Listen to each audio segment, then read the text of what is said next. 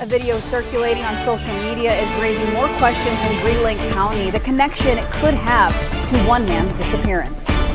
Light rain is tracking into north central Wisconsin. How the latest on when the rain arrives for most of us and when the rain ends for most of us in your first look forecast. But first, a disturbing report is shedding light on domestic violence homicides here in Wisconsin. Live, local, first. News Channel 786 starts now. The women's community in Wausau and in domestic violence abuse in Wisconsin work together to decrease domestic violence here in the state. New reports from the 2023 Wisconsin Domestic Homicide shows more work does need to be done.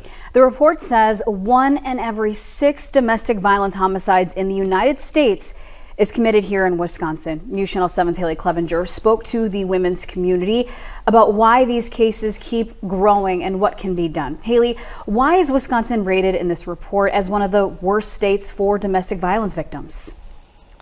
Cassandra, the why is complicated. There are many reasons as to why Wisconsin specifically is growing in domestic homicides, but the women's community says Wisconsin isn't different than other states, really. So now all they can really do is keep listening and helping victims.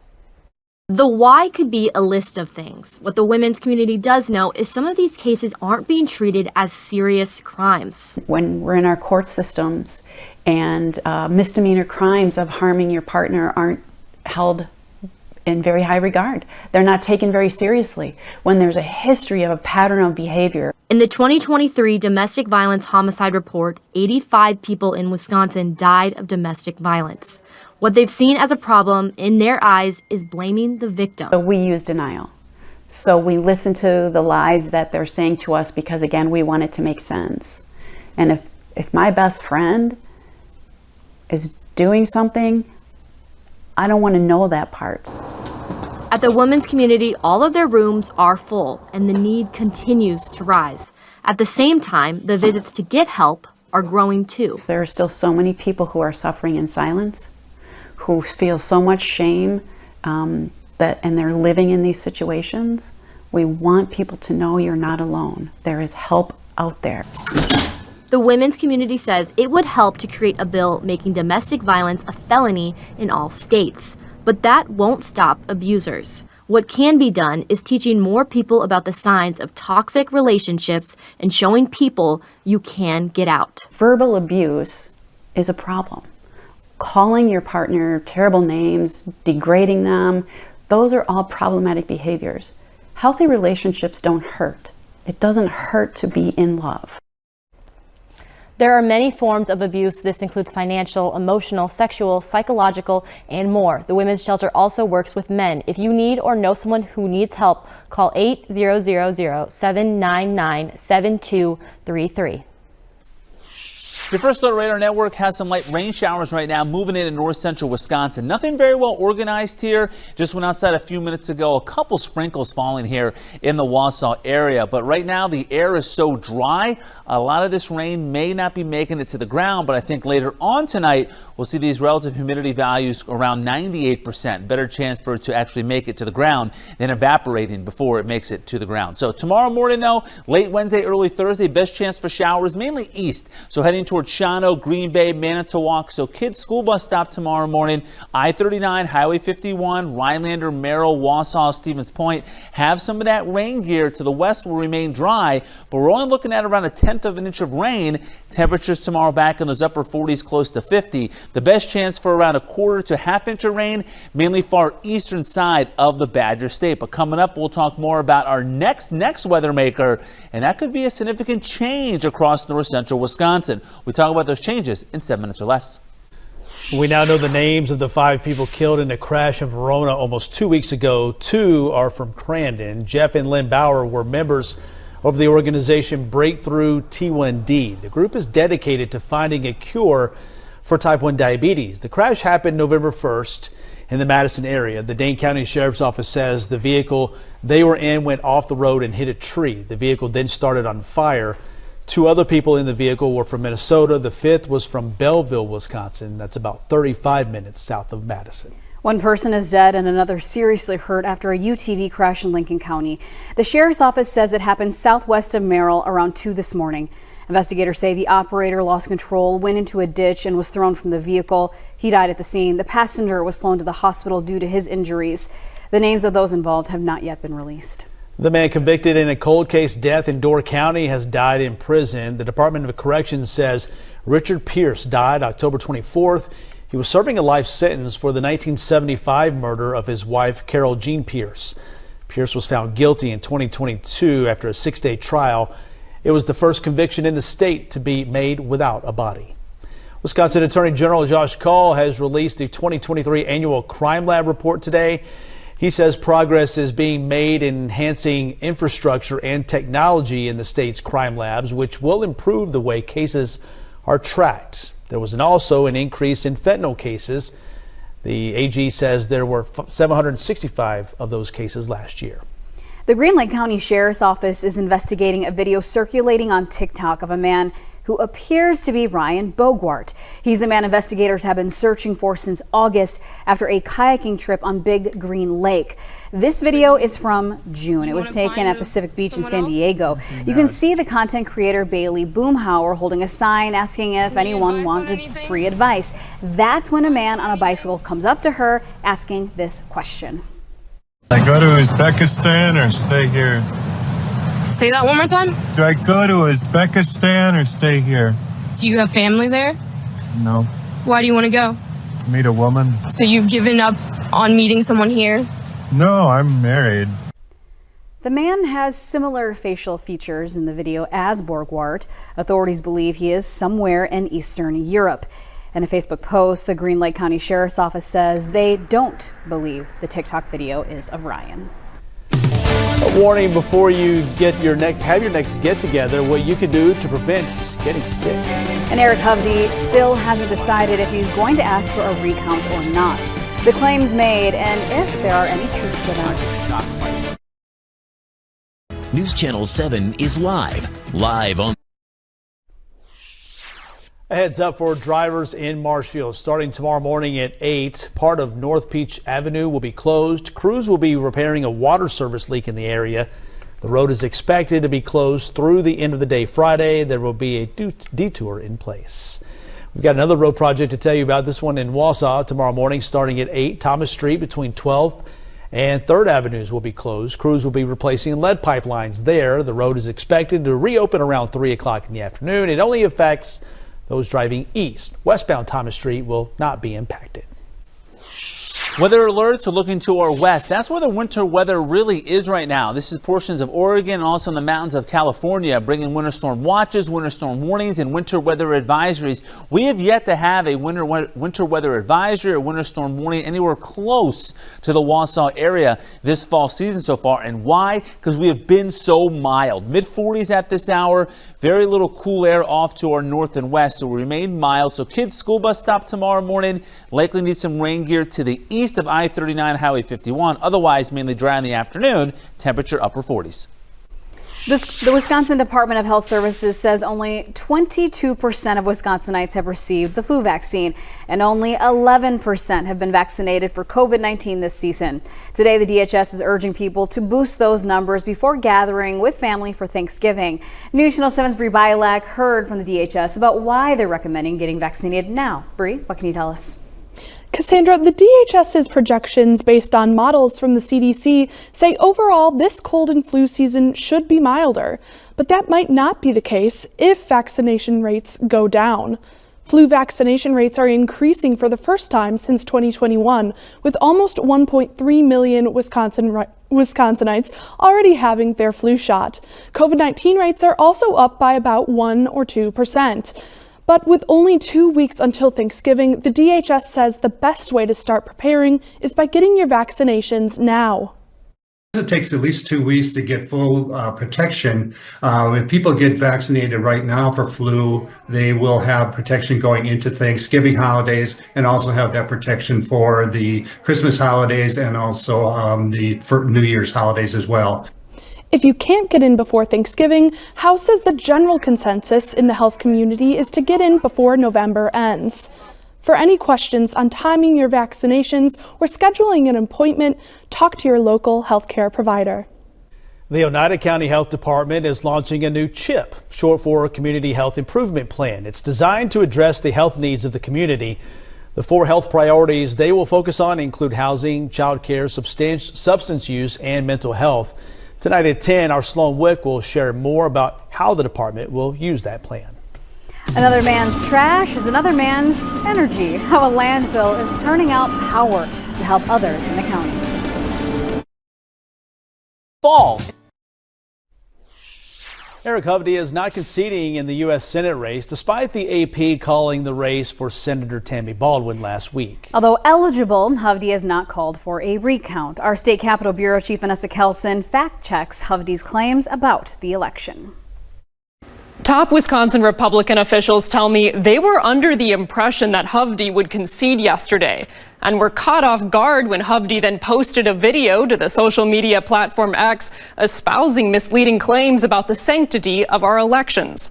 I spoke with Democrat Ann Jacobs to provide more context to Hovde's claims. She's the chair of the Wisconsin Elections Commission, who was unanimously selected by the bipartisan commission. There's no good reason to undermine or attempt to undermine what happened in this election just because you lost.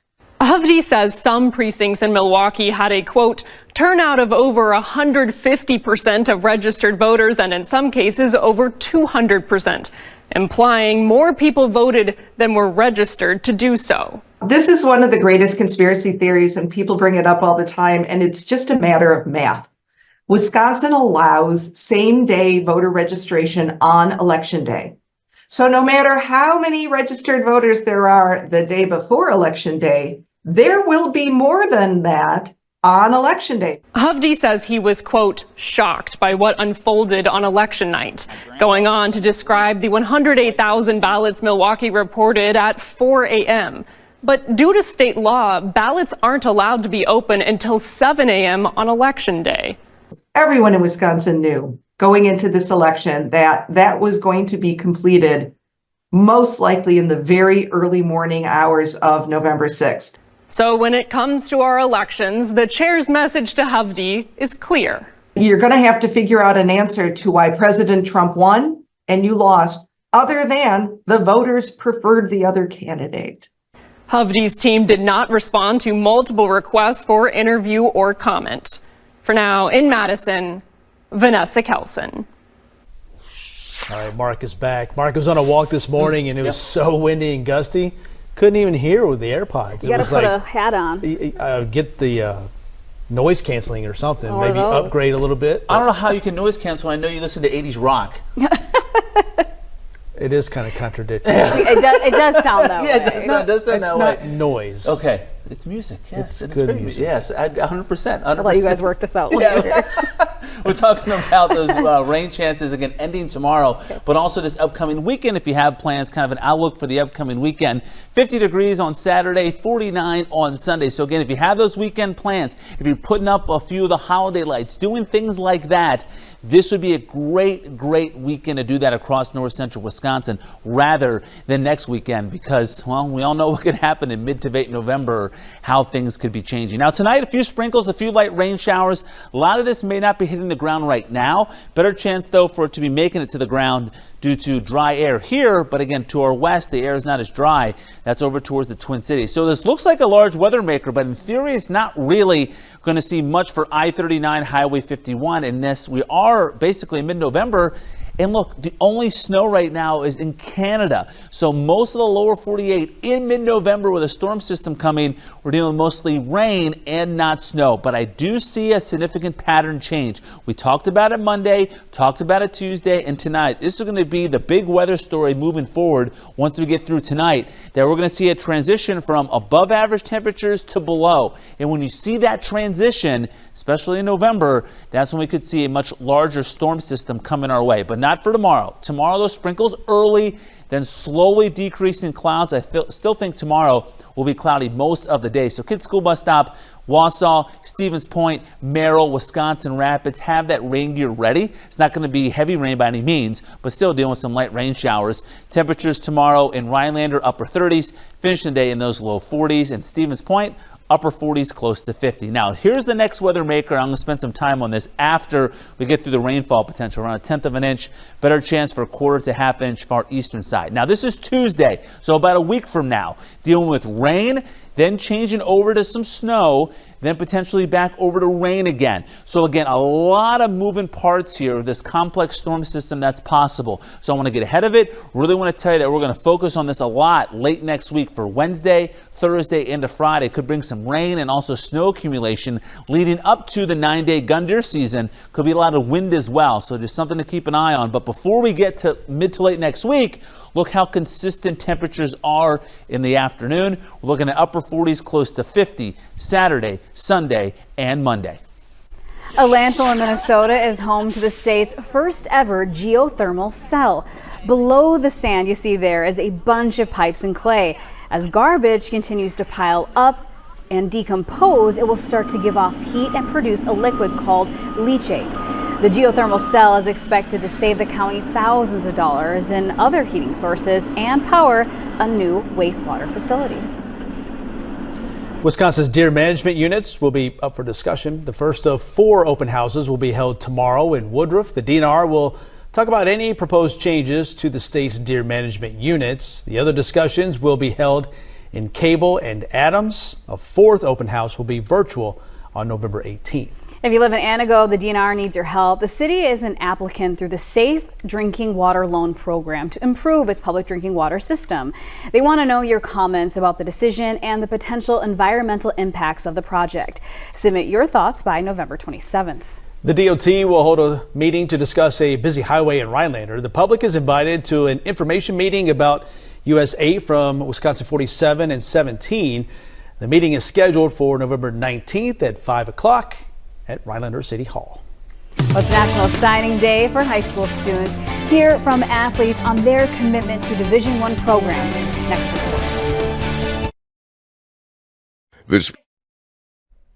Now sports with News Channel 7's Nolan Goldman. The culmination of years of hard work are finally realized. Area athletes signing their national letters of intent to continue their athletic careers in college. Sports Director Ben Helwig has the details, first from our D1 signees.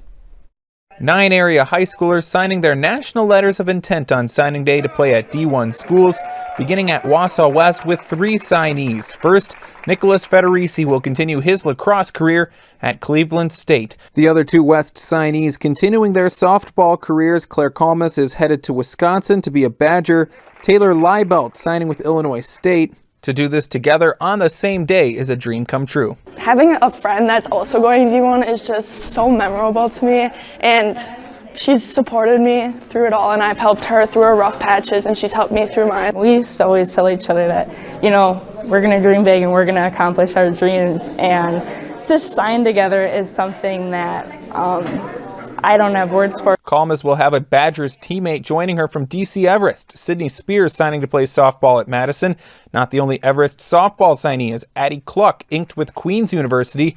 Pretty cool to be able to sign on the same day as teammates. I don't know if I would have thought I'd go D1 when I was little. I knew I wanted to play softball. I didn't know what level, so I think I'd be really shocked, and I'm really proud of myself. It was my dream to be D1 ever since I was little, and just everything that I've worked for, it's just like paying off. Also at Everest, Keaton Barwick making a splash as he signs to continue his swimming career at IU Indy. For him, the decision was an easy one. Really just felt like home when I got there, and it felt familiar to like my teammates here. There, they kind of felt familiar, and I could definitely see myself being there. Over in Marshfield, Caleb Denny becomes the school's first ever D1 wrestling signee, going to Wisconsin. It's an honor and legacy that he doesn't take lightly. I just wanted to make a good legacy of wherever I was going. You know, I want all the youth kids to know they can do it too, just like I did. It just takes hard work day in and day out. In Minocqua, 2 D1 signees who've had exceptional high school careers at Lakeland. Sailor Timmerman headed to Arkansas for softball. Christina Ouimet headed to Green Bay for basketball. They hope to set an example for future T-Bird athletes. Small school in northern Wisconsin, there's not very often that you have 2 girls that go Division I. So I think people kind of look up to us in a way, but also it's very humbling at the same time. I didn't expect there to be that many people, and just a bunch of people coming to support us because we've played for their school for so long. It just meant a lot to have all those people care about you. That's all of our D1 signees. Congratulations to them on a special day. Thank you, Ben. Don't forget, there were several Division II signees in our area as well. We'll have the sights and sound from all of them right here tonight at 10. Super 7-day forecast for weather every 7 minutes. We'll talk about this storm system one more time. Well, we talk about a lot, but one more time this evening before the 6 o'clock show ends. This is your Wednesday morning. Rain and wind, and plenty of rain and plenty of wind. So farmers, fall harvest, if you still have some field work to do, I know a lot of places probably done with corn harvest, but if you have some field work to do, this is your weekend to get that done. And then because we have rain, then we can see snow at night, change back over to rain during the day. So again, a lot of moving parts here as the system could really slow down and stop and just be here for Wednesday, Thursday, Friday, and upcoming next weekend. Again, the start of the 9-day gun deer season. So it could be rather wet, windy, and or snowy. So we'll see how that goes the next couple days. Ooh. Yeah, so bottom line, but that is this weekend. Putting out holiday decorations, raking leaves. If you can find them, check your neighbor to your south because there's strong north wind. That's where they are. Get that done this weekend. We just need that as a soundbite for whatever the weather might be. Just, what is that? We don't need a whole forecast. Just, when you said it. So we'll record that and play it on a loop. Yeah, exactly. All right. We'll see you here at 10. Bye.